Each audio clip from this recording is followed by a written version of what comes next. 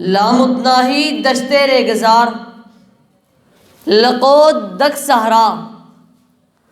کہ ذرۂ زمستانی پہ جلنے و بھننے کا نزول کے دانہ بھی گرتا ہے تو بھن جاتا ہے سامعین۔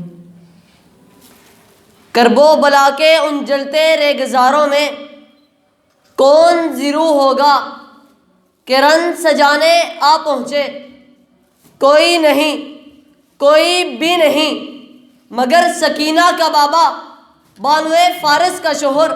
نامدار فاطمۃ الزہرا کا لال درخشاں، محمد مصطفیٰ کا پالا حسین ابن علی، حق و صداقت اور وفا کی دلیل بن گیا۔ لاش جگر گوشہ بطول محمد سے وفا کی خاطر تپتی ریت اور جلتے انگاروں پر تڑپ کر یہ صدائے عہد پکارتا ہے کہ کی محمد سے وفا تو نے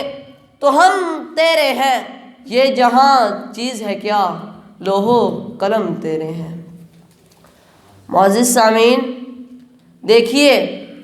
کہ حضرت بلال محمد سے وفا کی خاطر تپتی ریت اور جلتے انگاروں پر تڑپ تڑپ کر یہ صدائے عہد پکارتے ہیں کہ کی محمد سے وفا تو نے تو ہم تیرے ہیں۔ تو کبھی حضرت سمیہ اپنا جسم محمد سے وفا کی خاطر دو لخت کرواتی ہے کہ کی محمد سے وفا تو نے تو ہم تیرے ہیں۔ تو کبھی غازی علم الدین شہید گستاخ رسول کو کیفر کردار تک پہنچا کے خود تختہ دار کو چوم کر یہ اعلان کرتا ہے کہ کی محمد سے وفا تو نے تو ہم تیرے ہیں۔ تو کبھی یونیورسٹی میں پڑھنے والا محمد عامر چیمہ انجام کی پرواہ کیے بغیر گستاخ رسول کو کیفر کردار تک پہنچا دیتا ہے کہ کی محمد سے وفا تو نے تو ہم تیرے ہیں۔ تو کبھی غازی ممتاز حسین قادری گستاخ رسول کو ہاتھ پہ اٹھائی ہوئی گن سے نشانہ بنا کر ملک سے دفع کر دیتا ہے اور ختم نبوت زندہ آباد کا نعرہ لگا کر یہ باور کراتا ہے کہ کی محمد سے وفا تو نے تو ہم تیرے ہیں، یہ جہاں چیز ہے کیا لوح و قلم تیرے ہیں۔ تیز و تند آندیاں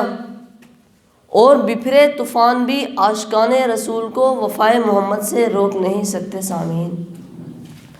جب یہ عاشقان رسول وفائے محمد کی خاطر وقت کی آندھیوں اور طوفانوں سے بغاوت کرتے ہیں تو تاریخ کبھی انہیں عطا اللہ شاہ بخاری کے نام سے جانتی ہے تو کبھی وہ ملا عمر کے نام سے موصول ہوتے ہیں،